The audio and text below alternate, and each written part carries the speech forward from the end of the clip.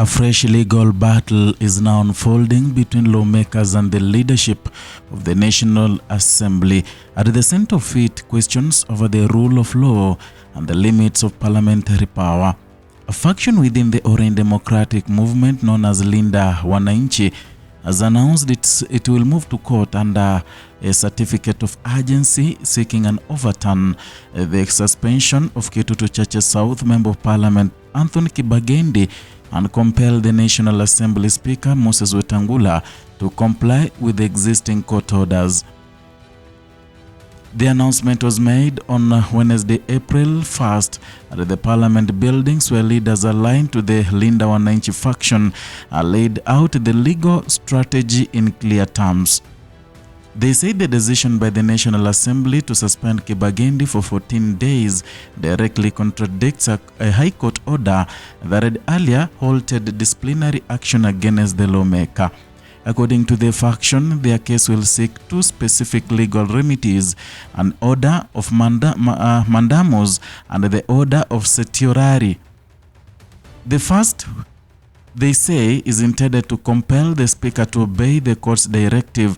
The second aims to nullify the decision by the House to suspend the legislator.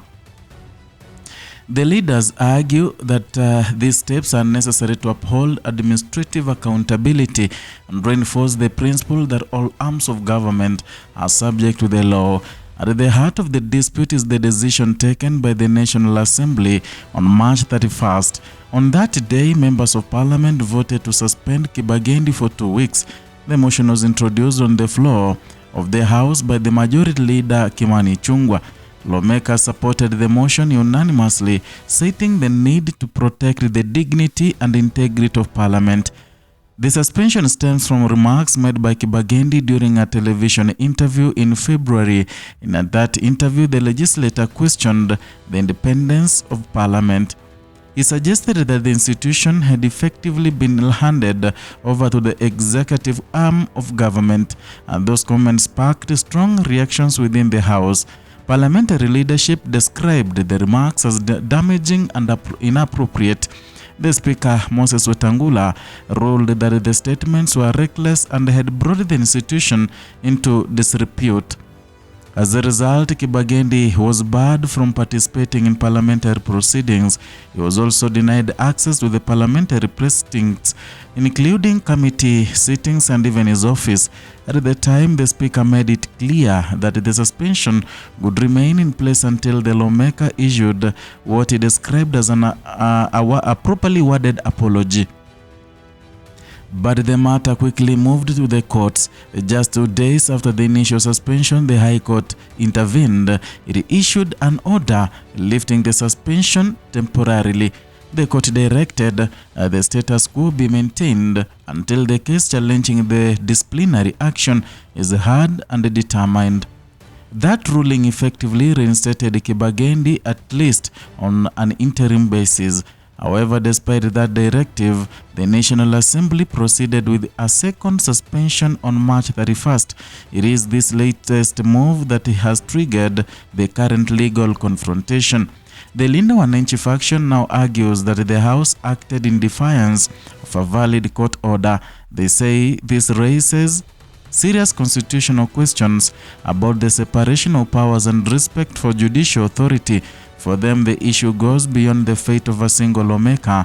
They frame it as a test of whether public institutions can disregard court decisions without consequence. The planned judicial review application is expected to be filled under the certificate of urgency, and this means the applicants will ask the court to prioritize the case due to its immediate implications. Legal experts noted that orders of mandamus and certiorari are significant remedies. Mandamus compels a public official to perform a duty required by law, and certiorari, on the other hand, allows higher court to quash decisions made by lower body or authority if they are found to be unlawful. If granted, these orders could have far-reaching consequences. They could invalidate the suspension and set a precedent on how parliamentary authority interacts with the court directives. At the same time, the case highlights ongoing tensions between different arms of government, and Parliament maintains that it has the authority to regulate its own proceedings and discipline its members, and this principle is often cited as part of parliamentary privilege. However, the judiciary retains the mandate to interpret the constitution and ensure that all actions comply with the law, and this balance is now being tested in a very public and consequential way. And for Kibagendi, the immediate impact has been inclusion from legislative duties. He remains unable to participate in debates, committee work, or represent his constituents with the House during the suspension period. For his constituents in Kitutu Chache South, the situation raises concerns about representation, and when a member of parliament is absent, even temporarily, it can affect legislative engagement and oversight functions. Beyond the individual case, the unfolding dispute is being closely watched by political observers and legal practitioners and the public. It touches on broader themes of governance, accountability, and institutional respect. The outcome could influence how similar cases are handled in the future.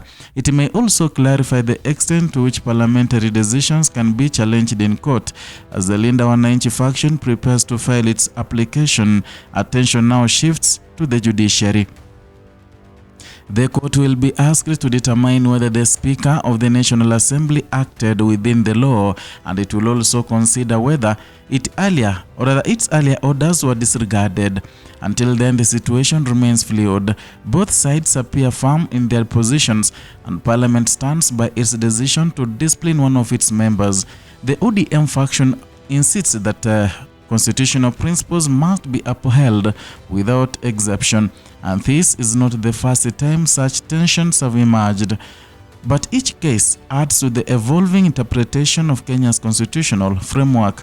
It reinforces the importance of clear boundaries and a mutual respect among state institutions.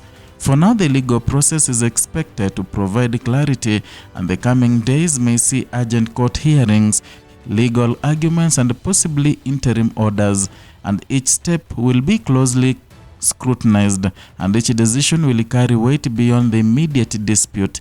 In the end, the matter is likely to shape not only the future of one lawmaker but also the broader relationship between Parliament and the courts. And as this legal battle moves to the courts, the central question remains whether the authority of the Parliament can stand apart from the authority of the law. That is all for today from Kenya Lens Media. Kindly, if you're new here, consider subscribing as a way of motivating us and also helping us grow this platform.